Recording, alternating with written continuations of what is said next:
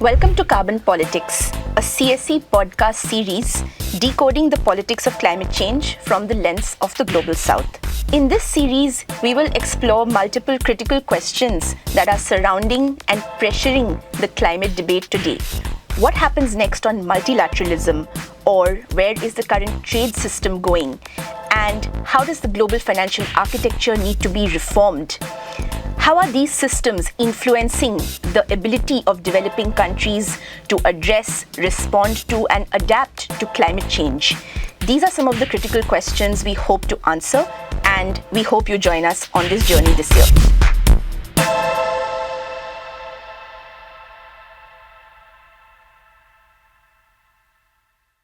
Hi everyone, welcome to another episode of Carbon Politics, CSE's video podcast that attempts to decode the politics of climate change from the lens of the Global South.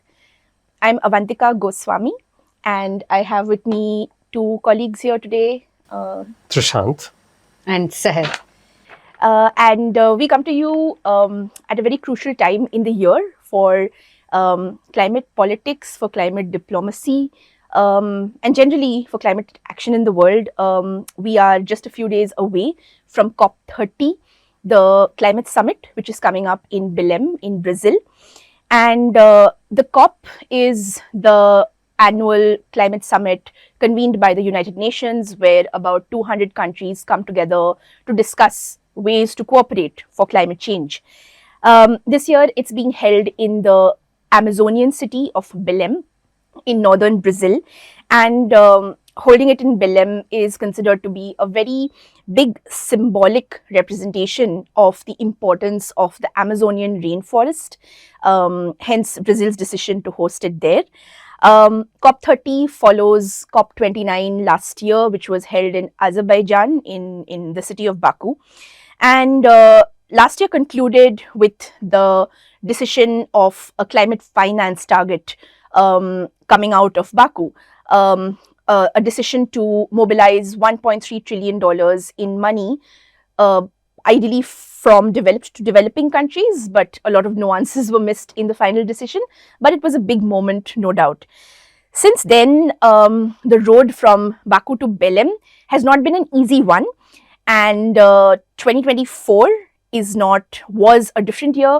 2025 is a vastly different global landscape in which this climate summit is due to take place.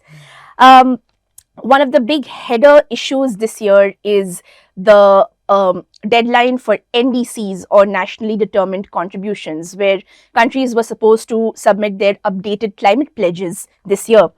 And so far into the year, just a few days away from COP30, at the time of recording this podcast, we have had announcements of new climate pledges from China, from Australia, from the United Kingdom.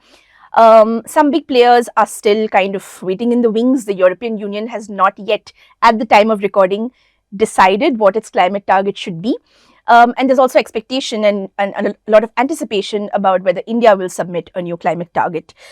Above all, this COP is being billed as an implementation COP by the Brazilians, and it's yet to be seen if that will materialize, because we're in quite a tough world. So I think I'll bring you in, Trishant. Right. Maybe if you could set the context of the backdrop against which we are going into COP30 and what's been going on in the world in the past year. Yeah, I think it's very important to understand the context in which this COP is happening. It's happening in a world that is deeply divided. It's anxious. And it's honestly pretty uncertain on how to, I think, do global cooperation anymore. Yeah. So let's look at the big picture. We have several conflicts that are taking place in multiple parts of the world, particularly the humanitarian crisis that is happening in Gaza. Yeah. Then you have the trade issue, how Donald Trump is putting tariffs on different countries, how the European Union is coming up with unilateral trade measures, and those trade measures have spillovers in the climate politics too, right? And among all of this, you have the multilateralism, or what's left of it. You have the United States, which quit the Paris Agreement. Again. Second time, right. Yeah. And I think now it is very difficult for the UN to get countries to play by the rules, it is increasingly becoming difficult. There is the question of finance. It is the eternal sore point. All the development finance, the new goal that was agreed last year in Baku, the loss and damage fund, are all very underwhelming. They have not been met. Then you have the retreating ODA and countries reeling under increasing debt, the developing countries.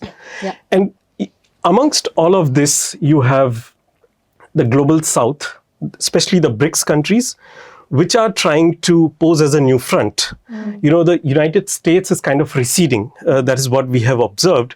And the BRICS countries are trying to come up with more ambitious climate goals. And also kind of assert their voice in global governance, which is still a process, but it's a conversation that they have started. Right. And all this is happening when, by the way, the climate change is very much evident in floods and extreme weather events that we see around us. So COP30 is landing in a place, in a world that is deeply divided.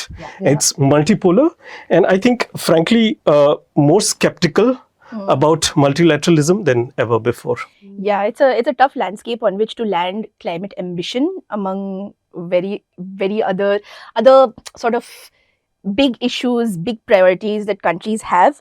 But I think we still have to make the multilateral process work, and there are many actors who are very committed to the process. We are definitely nerds for the UN climate process.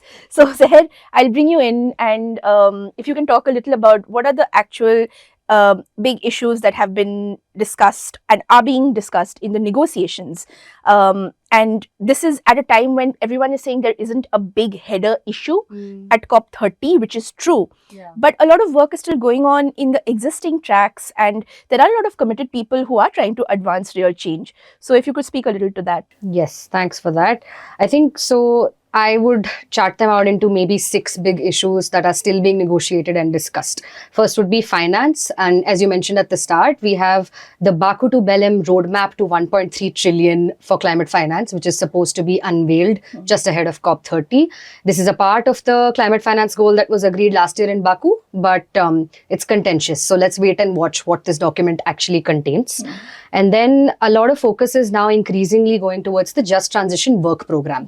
So the Just Transition track, actually, I think countries are hoping, or there is some intent for arriving at a decision at the Just Transition work program track in Belem. For instance, a global coordinating body for a mechanism to implement this work program, or a technical assistance facility, or a platform for mobilizing finance. These are all various tough negotiation and tough conversations that are ongoing. But the usual kind of divergences between developing and developed blocks are also playing out at this track. And, CBDRRC centering equity and developing countries asking for the means of implementation, that is finance, to become a really core part of the Just Transition work program continues expectedly so. And also unilateral trade measures is expected to become a very sticky issue within the Just Transition. Thanks, as it did in Bonn. So unilateral trade measures, 9.1, at the mid-year climate talks in the negotiations, this was sticky, and it's expected to be so at COP30 as well. But apart from that, a couple of other issues are adaptation. Countries are supposed to, they're expected to agree on a set of agreed upon indicators for measuring progress on the global goal on adaptation, or the GGA. And then we have Article 6, which broadly carbon markets. Even though no negotiations are happening there, deals between countries are continuing to be agreed and signed under 6.2. And then we have the mitigation work program, another track, which had 2 global thematic dialogues this year. One was on forests and one was on the waste sector. And of course, we have loss and damage. Like Trishant said, the impacts and the effects of extreme weather events, very palpable every single day, especially in the global south. And the pressure there is just fill the fund for loss and damage already, because it came into existence. It was already hailed as a win 2 years ago, 3 years ago, and yet there is just not enough money in there. So these are kind of the negotiation bits. And just one more thing, I think at COP30, that's coming up in a big way, especially in media and at discussions, is this TFFF, the Tropical Forest Forever Facility, which is basically a market-based mechanism which has been proposed by the Brazilian government or the presidency itself. And it aims to funnel a lot of finance towards forest conservation in developing countries. But it's highly fraught because the financial mechanism part of it itself, it hinges almost entirely on exploiting the issues in the global financial system. So developing countries which are subject to unfair credit ratings and have higher interest rates that they need to pay, they're hoping to basically, in simple words, extract finance out of those higher interest rates and channel investment-based mechanism. Thanks. And then channel that back into developing countries that have forests to aid with conservation. So it's really murky, but it's being pushed in a big way, and all eyes are on this TFFF. Let's see what happens at COP. I think, and I mean, forests symbolically for Brazil, obviously they want to make it a very big issue, front and center. And there are so many countries around the world who absolutely need the means and assistance to preserve standing forests, to help with forest management. But this facility that's been proposed, it's yet to be seen whether this will be effective, whether this is the answer. In fact, and there are also disagreements on how forests are even going to be defined under it. So as usual, it doesn't start off with consensus. That's fine, that's expected. But the premise itself is quite questionable at this point.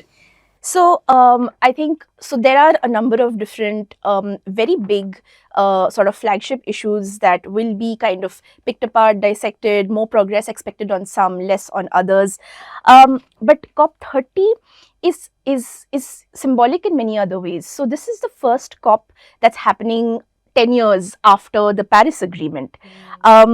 It's the first COP that we are back in Brazil for 33 years after the Rio Earth Summit, where the UNFCCC was born. The Brazilian presidency has been a very active presidency. They have been very proactive in trying to facilitate tough conversations. Brazil, in their role geopolitically, has been seen as a country that maybe can advance some very important bridging discussions between global north and global south. President Lula himself has been a voice reminding the world to remain committed to multilateralism, regardless of what certain actors like the US are doing. Despite facing a lot of domestic challenges right now, he has a very fragile coalition. And the Brazil presidency has been taking the path of recent presidencies like the Dubai UAE presidency, where they're making these big splashy announcements, the TFFF. They've proposed a new climate and trade forum to kind of avoid the issue of unilateral trade measures holding up negotiations. They're also proposing a global carbon pricing mechanism. So ultimately what they want as a presidency is that there should not be a deadlock. There shouldn't be a situation where there's no decision text, where it's a failed COP. That's really their biggest priority. And it's a tough world for them to achieve all of this in, because climate is not the biggest priority right now for large parts of the world. It should be, but it's not, unfortunately. So how can Brazil make climate matter in this very tough year? And I think there are, according to me, and please you guys feel free to weigh in, jump in, there are three important things, and it's not clear if the COP process can achieve all of these things, but these need to be on the table. The first is the question of multilateralism and how it is under threat, and the UNFCCC regime itself, being a multilateral space, is severely being criticized right now. Can COP30 restore trust in this process and stitch multilateralism together? Yet to be seen. Secondly, there are countries of the world, the global majority, which is the global south, that's facing tremendous economic shocks after COVID-19, now with the impact of tariffs, possible impacts of unilateral trade measures, and existing debt crisis. Can we really reframe the climate conversation to foreground economic resilience, industrialization, localization at the heart of the climate debate? And can COP30 really foreground this question of economic resilience as well as just transition at the center of the climate debate, instead of focusing solely on emission cutting targets? I think that's going to be very crucial. There's so much more conversation now coming up about green industrial strategies and about competitiveness of developing countries in the new green economy. So we really have to take this economic question very seriously. And third and last, but probably not exhaustive, is this question of, I think you said, multipolarity. We are moving towards a multipolar world. The balance of power is no longer what it was in 1990, in 2015. We have China emerging as an enabler of the global green transition, just powering the transition across the world. We have India taking on ambitious climate goals and domestic clean tech manufacturing aspirations, Brazil doing green industrial policy. Today, 51% of global solar power is produced by BRICS countries. So there's a changing face of climate leadership. Can COP30 reckon with this new balance of power and really start advancing the interests and voices of these countries, which represent the global majority? I think that's going to be really crucial. And I think it's a tough ask of the Yeah. climate process, given the history of the climate process, what was supposed to do, what the convention included. But I think at the same time, now at this stage, it is something that it needs to do. Yeah. So all these asks are very important for the survival of the process also. yeah, I an mean, extent. for the process to stay relevant, for it to stay adapted to the current context, Right. and not kind of lose itself in a version of itself which is maybe 30 years outdated. And if I can just come in, like, I think as many people who've been in this process for far longer than us have said, the convention was really ahead of its time in the sense that it did account for some of the questions of economy and growth as well. Yeah. Unlike the Paris Agreement, which kind of brought the focus onto these, intentional, intended commitments and like a bottom-up approach, which is important. Yeah. And as a person tracking finance, I just want to say, if this is supposed to be an implementation COP, then the biggest means of implementation, which is finance and ensuring economic resilience, has to be at the heart of whatever comes out of Brazil. I think that would be my take. Yeah, couldn't agree more. And India is definitely a big player in this process. India is expected to submit its national adaptation plan. There's also a lot of anticipation about whether India will submit its NDC. Whether India does or not, the fact is that India recently, this year, achieved 1 out of 3 NDC targets 5 years ahead of schedule, achieving 50% non-fossil power capacity. So it's already pulling its weight as it's in its role as a developing country, reckoning with climate, growth, energy access, and all of that. So yeah, I think it's going to be an interesting COP this year. We will be in Belem, CSC and Down to Earth will be there, and we look forward to connecting with all of you who will be there and also speaking to you remotely. So thank you. Thank you for joining us today.